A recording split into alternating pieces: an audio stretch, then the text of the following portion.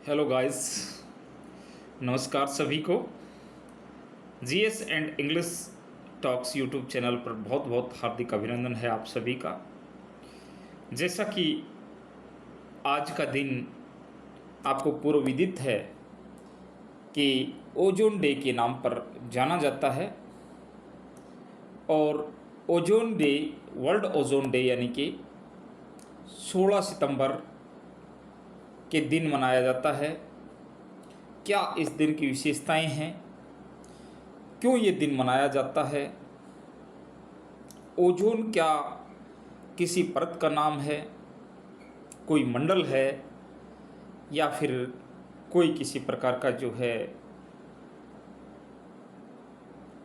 Gas है? इन सभी बातों को आज हम डिस्कस करने के लिए जो है यहाँ इकट्ठे हुए हैं। एक कॉमन प्लेटफॉर्म पर हम इकट्ठे होकर के जो है आज लगभग सारी चीज़ों को हम डिस्कस करेंगे। तो ओजोन डे, जैसा कि आप स्क्रीन पर देख पा रहे हैं कि ओजोन हमारी जो समताप मंडल में सिचुएटेड है उसके लिए जो है ये ओजोन का क्षरण जब से होना शुरू हुआ है तो फिर पूरी दुनिया के लिए एक प्रकार से काफ़ी दिक्कत खड़ी हुई और आगे चल कर के हमने ये माना कि ओजोन का जो है क्षरण यदि ऐसे ही होता रहा तो किस प्रकार से हानिकारक जो पैराबैंगनी किरणें हैं वो धरती तक पहुंच करके और समूचे इन्वायरमेंट को और प्रदूषित करती हुई और हमारा यहाँ धरती पर जीना जो है दुभर कर सकते हैं। तो इसलिए ये 16 सितंबर को ओजोन डे मनाना शुरू किया गया। लेकिन इससे पहले काफ़ी सारी चीज़ें हैं। हालांकि थंबनेल पर अब की बार आप देख रहे हैं कि ओजोन डे अब की बार जो है, जो मॉन्ट्रियल प्रोटोकॉल जो हुआ था 1987 में, उसके जो एक्शन हैं उनको एडवांस करने के लिए, उन पर काम करने के लिए ये अब की बार थीम रखा गया है। ओजोन जो है एक अपरूप या एक ऑक्सीजन का यौगिक के रूप में हम मान सकते हैं, जैसा आप देख रहे हैं। साथ के साथ टेक्स्ट भी आपको जो है हैंडमेड ओरिजिनल अपने नोट्स की प्रोवाइड करवाई जा रही है। क्षोभ मंडल में जो ओजोन है वह बहुत खराब है। ओजोन एक गैस का भी नाम है, जैसा कि आप जानते हैं, और 15 से लेकर के 35 किलोमीटर, अधिकतम 22 किलोमीटर पर हालांकि ओजोन परत है समताप मंडल के अंदर, क्योंकि 13 किलोमीटर तक हमारा जो है क्षोभ मंडल है। उसके बाद समताप मंडल, फिर मध्य मंडल, फिर आयन मंडल और फिर बाह्य मंडल, इस तरह से जो है ये चलता है। तो इन्हीं मंडलों में और समताप मंडल में जो है ओजोन परत सिचुएटेड है। और वहाँ पर जो है ओजोन परत समताप मंडल में, जैसा कि मैंने बताया, जहाँ तापमान ऊंचाई के साथ बढ़ता है।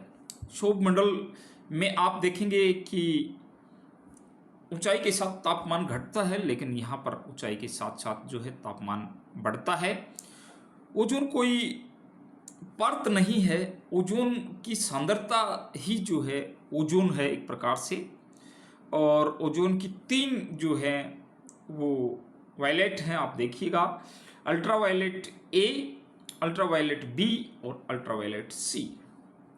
जो अल्ट्रावायलेट ए है वो बहुत अच्छी मानी जाती है, विटामिन डी वही देती है जो हम सुबह सुबह कहते हैं कि धूप आ जाए तो जो है विटामिन डी हमें प्राप्त हो। तो ये यूवी जो है अल्ट्रावायलेट ए ही है जो सीधी जमीन पर आती है। अल्ट्रावायलेट बी का यदि मैं जिक्र करूं तो इतनी हानिकारक है और कैंसर के लिए भी यही जो है इस जैसी खतरनाक जो वायलेट है वही जिम्मेदार है। और ओजोन पतली होने पर ही ये जो है ज़मीन के ऊपर पहुंचती है और तभी जो है ओजोन का क्षरण जितना भी होता जाएगा तो इस प्रकार की गैस या वायलेट की जो है अधिकता बढ़ती जाएगी और कैंसर के मरीज जो है ज़्यादा होते चले जाएंगे। अल्ट्रावायलेट सी जो है वो बहुत ज़्यादा घातक है। ओजोन परत चाहे कितनी भी पतली क्यों ना हो, जमीन पर जो है वो पहुंच ही नहीं सकती है। और वैसे विभिन्न गैसें ओजोन के साथ मिलकर जो है मोलिकुलर बनाती हैं, मुक्तमूलक बनाती हैं, और यही मुक्तमूलक ओजोन का निर्माण करते हैं। आप जैसा कि देख पा रहे हैं कि CH4, nitrogen oxide, CFC, PFC ozone क्षरण हेतु जिम्मेदार हैं, जबकि CO2 व HFC केवल ग्लोबल वार्मिंग के लिए जिम्मेदार हैं। आगे चल करके क्लाइमेट का और ग्लोबल वार्मिंग का भी जो है हम टॉपिक करेंगे, तब ये सारी चीज़ें हमें जो है डिटेल में करनी है। लेकिन आज ओजोन डे, क्योंकि इकोलॉजी एंड इन्वायरमेंट मैं आज पढ़ा नहीं रहा हूँ, सिर्फ और सिर्फ आज जो है 16 सितंबर ओजोन डे है, इस कारण से ये लेक्चर आपके लिए तैयार किया जा रहा है ताकि आप इसे इंट्रोड्यूस हो सके। CH4 यानी कि जो मीथेन है, नाइट्रोजन ऑक्साइड है, CFC है, PFC है, ओजोन क्षरण व ग्लोबल वार्मिंग दोनों के लिए जिम्मेदार हैं। कौन सी किसी पर्टिकुलर के लिए है, कौन सी दोनों के लिए है, ये सारी चीज़ें यहाँ जो है आप स्क्रीनशॉट भी लेकर के जो है इस चीज़ को आराम से देख सकते हैं बार बार। यदि ओजोन की परत 10% पतली हो जाएगी तो ओजोन से जो है अल्ट्रावायलेट बी में 20% की वृद्धि हो जाएगी, यानी कि एक्सेस हो जाएगी, यानी कि ज़्यादा इंक्रीज हो जाएगी। वो ओजोन परत को पृथ्वी का एक प्रकार से छत्ता कहा जाता है, और यही कारण है कि ओजोन हमारी ज़मीन पर आने वाली जो पराबैंगनी किरणें हैं उनको रोकने में सहायक होती है। और इसका क्षरण यदि होता जाएगा, ये घिसती जाएगी, घटती जाएगी इसकी सांद्रता, तो आप अंदाज़ा लगा सकते हैं कि कितना खतरनाक जो है माहौल हमारे लिए यहाँ इन्वायरमेंट में पैदा हो सकता है। और ओजोन को मापने के लिए जो है वो 3 मापक माने जाते हैं।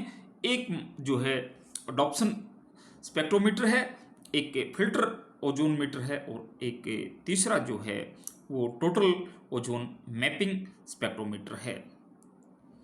और 90% यानी कि 90% ओजोन जो है समताप मंडल में ही है, जहाँ पर हमारी ओजोन परत है। ओजोन की मोटाई सामान्यतः 300 से लेकर के 600 dB मानी जाती है, लेकिन यदि 220 से नीचे यदि वो चली जाए तो माना जाता है कि ओजोन का क्षरण होता जा रहा है।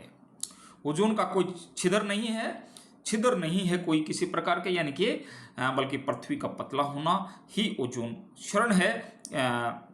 और 1985 में ओजोन का जो होल है उसकी खोज की गई थी।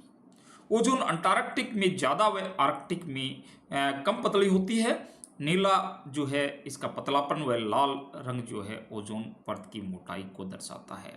यानी कि आप कई बार देखेंगे ग्लोब को या पृथ्वी को, तो कहीं कहीं आपको नीला जो है रंग कलर नज़र आएगा, और कहीं कहीं लाल।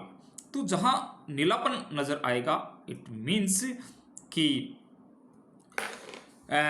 और लाल जो है, ये दोनों का यदि हम कंपैरिजन करके देखेंगे तो रंग से ही आप आइडेंटिफाई कर सकते हैं कि लाल रंग जो है वो मोटाई का प्रतीक है, और नीला रंग जो है वो पतलापन का प्रतीक है। ओजोन की पतली परत जो है अंटार्कटिका में अक्टूबर में पाई जाएगी, क्योंकि सूर्य उत्तरी गोलार्ध में होता है।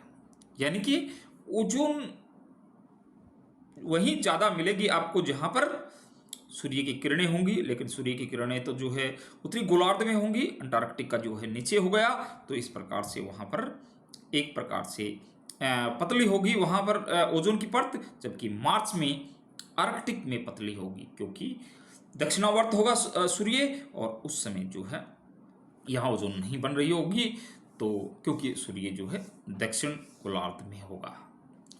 ओजोन हमेशा समान नहीं रहती, मोटी पतली होती रहती है, और उपयुक्त कथन जो है आप अंटार्कटिक और आर्कटिक के कंटेक्स्ट में जो है रिस्पेक्टिवली देख सकते हैं। और ओजोन क्षरण के लिए वैसे तो मैं कहूँगी फ्रेन और हेलोन दोनों ही ओजोन को हानि पहुंचाते हैं। इस ग्रुप में जो जो गैस आती हैं वो सारी की सारी हानि पहुंचाती हैं। प्राकृतिक रूप से भी ऑक्सीजन का ओजोन का क्षरण होता है, ये आप ठीक कर लीजिएगा।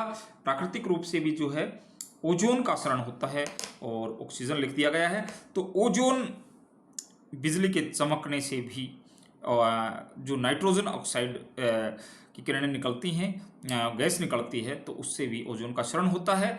ओजोन धरती पर हर जगह मिलती है वैसे तो, लेकिन ओजोन शिखर केवल ध्रुवों पर ही आपको प्राप्त होगा।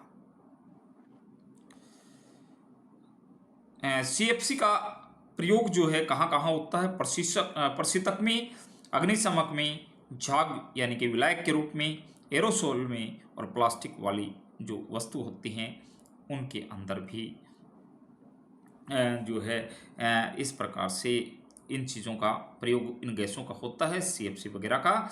और 6 महीने मैं यदि एक टाइटल दे करके इसको कहूँ कि ध्रुवों पर ओजोन क्षरण का कारण क्या क्या है, तो तापमान का कम होना, हवाओं का संघनन, पृथ्वी के घूर्णन के कारण हवाओं का विस्थापन, और ध्रुवीय परिसंचरण यानी कि पोल वर्टेक्स, पृथ्वी का जो है CFC जहाँ जमा हो जाता है इसके कारण भी।